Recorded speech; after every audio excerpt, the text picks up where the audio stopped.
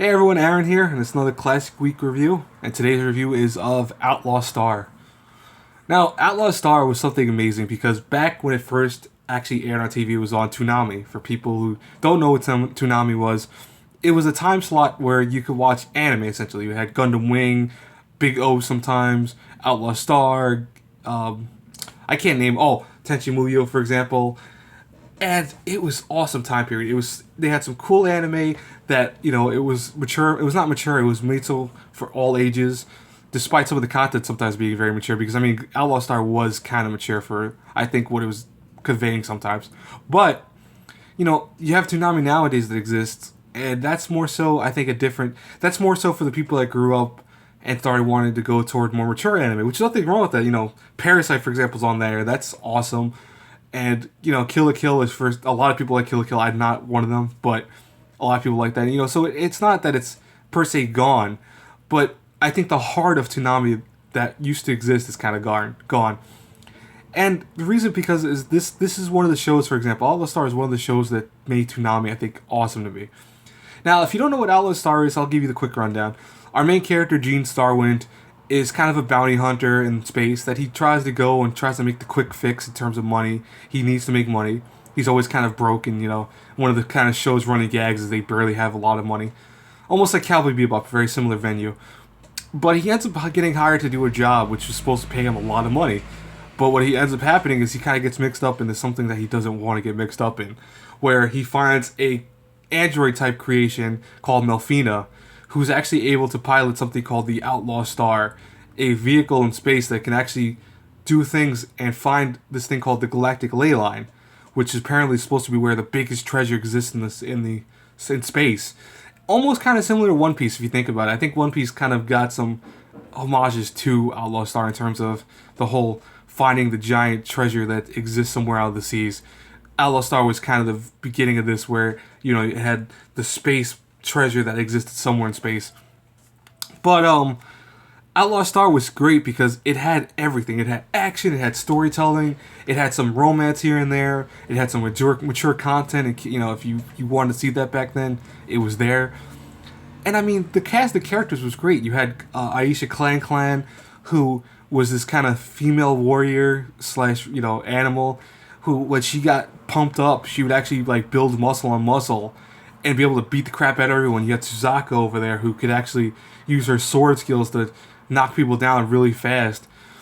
And that was awesome to me. That was such a great concept. I mean, these cast of characters, one of the big differences between them and Cowboy Bebop was that they were so, I want to say, zany in terms of what powers they had and what they could do.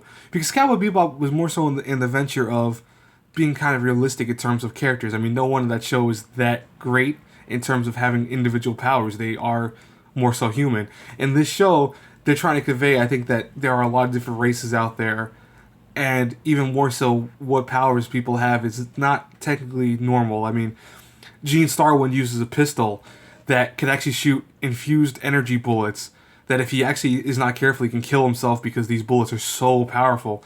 And even one of the episodes focuses on that concept that if he uses a whole bunch of different types of bullets in one, he actually would die from it.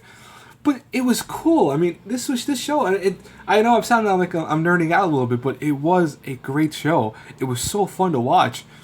And I remember a few times I would miss an episode, and I would just be devastated because I was like, "Oh no, I missed an episode."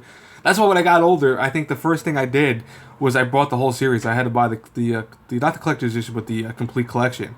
I bought that immediately when I could, and I never regretted it. I watched them so much that I think my first disc barely plays anymore, and the rest of them kind of have issues here and there.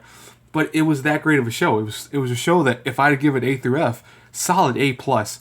This show was the quintessential kind of bounty gang of people. Before One Piece, before these other types of shows, this was it. This was, space, exploration, action, adventure, romance, intrigue.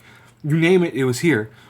And that's one thing I think Outlaw Star does so well even now. I mean, if you rewatch the show, yeah, it's got age on it because it doesn't look as polished as stuff that comes out, nowadays. But it's still an awesome show. It's a show that, you watch it now and you'll appreciate some of the classics. That's why I wanted my classic weeks, because this is a classic. This is a show that you watch now, and you can actually see a lot of your shows in it. And then when someone tells you, "Oh, this came out first," this is where this came out, you can tell them, "Hey, wait, this is where the first time this came out." Because I kind of to get into why I did Classics Week. I read anime forums kind of once in a while. I don't really read them verbatim because the fact is that a lot of people have very strong opinions on things, and you almost sometimes want to argue with people. But one thing that I was talking to a fellow YouTuber about is not wanting to argue with other anime fans. I think anime is supposed to be the safe place in terms of what you can argue about and what you can like and dislike.